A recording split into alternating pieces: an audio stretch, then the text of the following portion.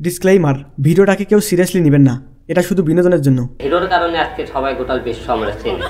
এখন যেভাবে এলো আপনি সেইভাবে হিরোর কারণে আজকে গোটাল বিশ্ব চিনতেছে। পরশুদিন আমাকে 25 জন মেয়ে একসঙ্গে এক হয়ে ফোন করেছিল, ভিডিও কলে দাঁড়িয়ে 25 জন এক লাইনে দাঁড়িয়ে নিউ ইয়র্কে।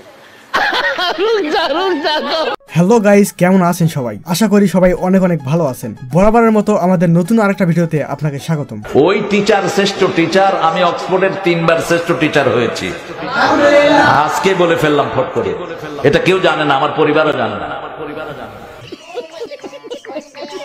আজকের ঘটনা হচ্ছে সোশ্যাল মিডিয়ায় ভাইরাল হওয়া হাস্যকর কিছু দম ফাটানো চাপাবাজি, যাদের চাপাবাজির সামনে দাঁড়ানোই সম্ভব না। আমি ইংলিশ ছাড়া কথা বলি না আর কি, এভরিথিং ল্যাঙ্গুয়েজ ইংলিশ বলি। সুতরাং গাইজ, মন খুলে হাসতে চাইলে আজকের ভিডিওটি সম্পূর্ণ দেখার অনুরোধ রইল। তো গাইজ, হিরো আলমকে দিয়ে শুরু করা যাক। প্রথমেই হিরো আলমের নিজের রূপে চাপাবাজি। আপনাকে সবাই বেশিরভাগ মানুষ আপনাকে হিরো আলম বলে, বাট আবার কিছু কিছু লোক আছে জিরো আলম বলে। জিরো কেন বলে এটা বলেন তো? আমার রূপে আমি গর্ববতী, এতে আমি ধন্য। এবার আসি মিস্টার জায়েদ খানের চাপাবাজিতে। পার্সোনাল হেলিকপ্টার কবে কিনতেছেন? ভাবতেছি একটা জেট, আমার মানে পার্সোনাল জেটে জায়েদ খান আসলেন, এটা একটু ইচ্ছা আমার খুব। ছেলের হাতের মোয়া চাপাবাজিতে আমাদের তারেক মনোয়ার হুজুরও কম কিসে। আমরা হুজুরকে আনবো ইনশাআল্লাহ। আমরা হেলিকপ্টার ঠিক করছি, এটা ঠিক করছি, সেটা ঠিক করছি। আমি হেলিকপ্টারে উঠতে চাই না, কারণ হেলিকপ্টারতে বেশি দ্রুতগামী রকেটে আমি চড়েছি অনেকবার। হেলিকপ্টারটা অস্বাস্থ্যকর একটা জিনিস, যদিও আমাদের কারো কারো কাছে এটা খুব আকর্ষণীয়, কিন্তু আমার কাছে এটা কোনো আকর্ষণ নেই। বলেন কি? আমার লাভ লস নেই, আমার লাইফটাই লস। সুমাইয়া রিমু চাপাবাজিতে এই মেয়েটাও কিন্তু কম না। আমি যদি সিনেমাতে নেমে যাই তাহলে বলিউড থেকে ডাকাডাকি পড়ে যাবে যে এই মেয়েকে লাগবে এটা সেটা, মানে ওরা আমাকে দেওয়ার জন্য পাগল হয়ে যাবে। তোমার লেগে হুটনিটা রেডি করে রাখছি। এবার একজন মহিলা চাপাবাজি শুনুন। আমার হাতে যদি রাষ্ট্র দেওয়া হয় একদিনের জন্য, একদিন মানে কি 5 মিনিটের জন্য যদি আমার হাতে রাষ্ট্র দেওয়া হয়, আমি সুজলা সুফলা সোনার বাংলাদেশ গড়ে আলাম ইনশাআল্লাহ। এটা কি সম্ভব? আরে ভাই সম্ভব, মানে 100 বার সম্ভব। যেটা নতুন সরকার 8 মাসে করতে পারলো না, সেটা আপনি 5 মিনিটে কিভাবে করবেন? এই জন্য তো বলতেছি ভাই, ছোটবেলা আমি অলি হইছি। কি হয়েছেন? ছোটবেলা আমি অলি হইছি। তোর মাথা নষ্ট। আমি পড়াশোনা করছি সিদরাতুল মুনতাহা গিয়া, বুঝছেন? আবার পড়ালেখা করি নাই, আমি আখিরাতুল ল করছি, একেবারে লিগ্যাল অ্যাডভাইজার কোরআনের। আমি হাফেজ, মাওলানা, মুফতি, মুফাসসির, মুহাদ্দিস, মুহাজির, তারপরে পিএইচডি করছি আজহার ইউনিভার্সিটিতে। কথা কি ক্লিয়ার না ভেজাল আছে? আমি প্লেনে যাইনি, কোরআনে জেনে গেছি, জিবরাইল আমার লয়ে গেছে, বুঝছেন? শুক্রবার এখানেও কি জিবরাইলের মাধ্যমে এসেছেন? আরে না, এটা বাস্তব আইছি আমি। কে কি কইব এটা শোনার টাইম আছে? নেন, হিরো আলম নাকি নিজেকে বাংলাদেশের সবচেয়ে বড় সুপারস্টার মনে করে। এই মুহূর্তে তাই মনে করতেছি। কি কারণে? আমি তো সুপারস্টার না হতাম, তাহলে বাংলাদেশের বড় বড় ক্রিকেটার, বড় বড় গায়িকা, বড় বড় স্টার, বড় বড় এমপি ভোটে দাঁড়ালো, কাউকে কোনো কানা ঘনা নাই। হিরো আলমকে মানুষ এত মাথা ব্যথা কেন? তাহলে বাংলাদেশে আমি সবচেয়ে বড় স্টার। জায়েদ খান কোনো বিয়ে বাড়িতে গেলে তিনি নাকি মেয়েদের মধ্যমণি হয়।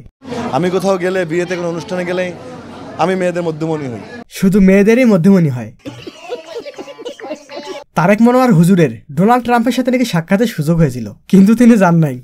ডোনাল্ড ট্রাম্প, এই ডোনাল্ড ট্রাম্প আমার সাথে অনেকবার সাক্ষাতের অবস্থা হয়েছে, আমি যাইনি। 2015 সালে একবার ওনার সাথে একটা সাক্ষাতের সময় হয়েছে হোয়াইট হাউস থেকে, আমি যাইনি। সুমাইয়া রিমুর কাছে অপু, পরিমণি, বুবলি এরা কিছুই না। একটা জিনিস খুবই খারাপ লাগে, আমি দেখতে মাশাআল্লাহ কত সুন্দর, হ্যাঁ আমার 6 প্যাক ওলা বডি, হ্যাঁ আমার 6 প্যাক ওলা বডি। অপু, বুবলি, পরিমণি, নুসরাত ফারি, এগুলা কি এখন আমি দেখতে মাশাআল্লাহ কত সুন্দর।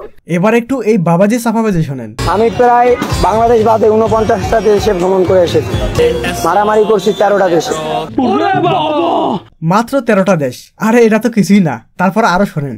সব বড় বড় দেশ, আমেরিকা, কানাডা, কাতার, তারপর আর্জেন্টিনাতেও আগে যায় মেসি 2-3 জনকে মারছে মেসির দলে। মেসির দলের ভাগ্য ভালো, মেসির কথা বলে নাই। প্রেসিডেন্টের হাতাবাই এরকম কলার ধরা ধরিয়েছিল, সেই জায়গায় এই জায়গায় একটা গুলিও খেয়েছে। এই জায়গায় ইন্ডিয়াকে, মোদীকে হুমকি দিয়েছি আগামী 3 দিনের মধ্যে বাংলাদেশের 1,500 বর্গ মাইল জমি বাড়াতে হবে, নইলে ক্রস ফায়ার করবো পুরো দেশকে। নেন, হিরো আলম নাকি সালমান খানের থেকেও এগিয়ে গেছে। যেমন দেখেন সালমান খানের ব্যাপারটা দেখেন, লাইকের দিকে সবচেয়ে দিকে আমি তো করে টার্গেট করে নিয়ে সালমান খানকে আমি লাইকের দিকে ভিউয়ার্সের দিকে আমি তার থেকে এক ধাপ এগিয়ে যাবো। আমেরিকা থেকে জায়েদ খানের অনেক অনেক বিয়ের প্রস্তাব আসে। না, আমি আসলে আমেরিকায় বিয়ের অফার প্রথমবার যখন গিয়েছি তখনও পেয়েছিলাম। আরে স্যামসাং কোম্পানির মালিক তারেক মোনার হুজুরকে দাওয়াত দিয়েছিল। স্যামসাং কোম্পানির মালিক আমাকে দাওয়াত করলেন, মিস্টার স্যামসাং। তিনি ইংরেজি বুঝেন না, অন্য ভাষা বুঝেন না, শুধু কোরিয়ান, আর আমিও কোরিয়ান কিছু বুঝি না। তো হুজুর সাহেব কথা হলো কিভাবে? তো আমি একটা শিখছি, মালিক হলো সাজানিম। হ্যাঁ সাজানিম। হ্যাঁ, যদি মিমি চক্রবর্তীর ড্রেস এই সময় রিমুকে পরানো হয় তাহলে বাংলাদেশের সব ছেলে বাড়িতে না বসে থেকে হলে গিয়ে বসে থাকতো। আমার ফিগার অনেক ভালো, ইভেন হচ্ছে যেই ড্রেস মিমি চক্রবর্তী কি ড্রেস পরছে, এই ড্রেস যদি আমাকে পরানো হইতো, আচ্ছা, দেখতেন যে বাংলাদেশের প্রত্যেকটা ছেলেরা ঘরে বসে থাকতো না, তারা তুফান দেখার জন্য হচ্ছে হলে গিয়ে বসে থাকতো আমার ফিগার দেখার জন্য।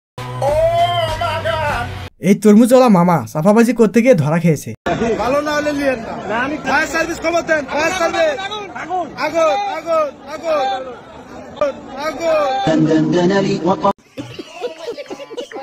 হিরো আলম যেহেতু সালমান খানকে পিছনে ফেলেছে, পরবর্তীতে শাহরুখ খানকে পিছনে ফেলতে চায়।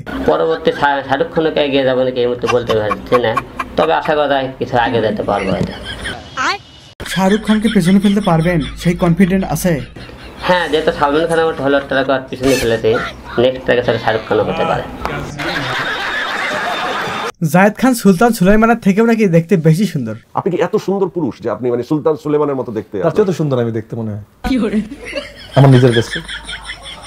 সুলতান সুলেমান তো কিছুই না আমার কাছে। দুনিয়ার সবচেয়ে পয়সাওয়ালা কে? দুনিয়ার সবচেয়ে বড় পয়সাওয়ালা বেলগ্রেড। ও নো, আইফোনের মালিক। বিল গেটস আইফোনের মালিক হলো কবে? দেখা হয়েছে আমার সাথে, আমার কাছে মনে হয়েছে টিকটিকি।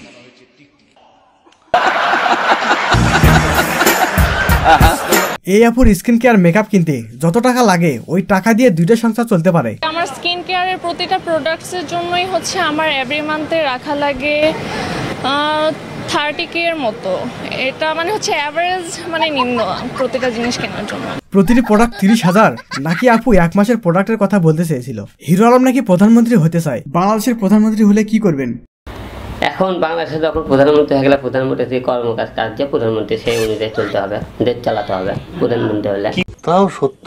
প্রধানমন্ত্রী হয়ে এক নম্বরে কি করবেন? এক নম্বরে প্রধানমন্ত্রী হওয়ার পরে আপনি আজকে প্রধানমন্ত্রী হওয়ার পরে আমার তো মনে করেন ওই প্রধানমন্ত্রী যে কার্যকলাপে যে কাজ করছে চতুর্দিকে মন্ত্রী এলে এইসব বুঝে নিতে তো আমার 2-4-6 মাস যাবে। সঠিক বলেছেন। তারপরে বোঝা লাগবে এক নম্বরে কি করা যায়। আর হ্যাঁ, আপনি যদি বঙ্গবাড়ির চ্যানেলে নতুন হয়ে থাকেন তাহলে সাবস্ক্রাইব করতে ভুলবেন না, কেননা আপনাদের জন্য একের পর এক ইন্টারেস্টিং ভিডিও আসতে চলেছে। So see you soon and stay tune.